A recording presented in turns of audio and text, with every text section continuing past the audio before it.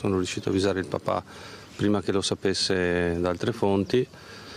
È una giornata tragica, dolorosa, e dobbiamo andare avanti, e adesso è il momento anche dell'accertamento delle responsabilità, delle dinamiche, e confidiamo ancora nel lavoro degli investigatori per il prosieguo, non vorrei aggiungere altro. Il procuratore ha fatto un appello affinché Filippo si costituisca. Mi sembra giusto, mi sembra corretto, non ne avevo dubbi, glielo ribadisco a questo punto anch'io.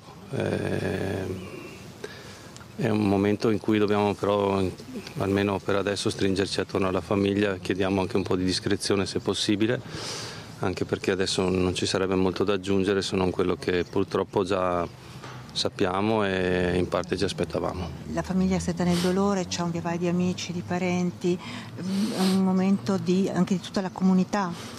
È una famiglia straordinaria, è una comunità straordinaria, credo che sia bello questo, ma non avevo dubbi francamente, anche perché lo abbiamo visto in questi giorni, tutta l'Italia si è stretta intorno a questa però purtroppo ennesima tragedia, e credo che su questo dovremo fare tutti una riflessione anche per il futuro, perché non ne possiamo più, francamente. Avete sentito per caso la famiglia, si è fatta sentire la famiglia di Filippo Turetta? Non so nulla di questo, non mi esprimo.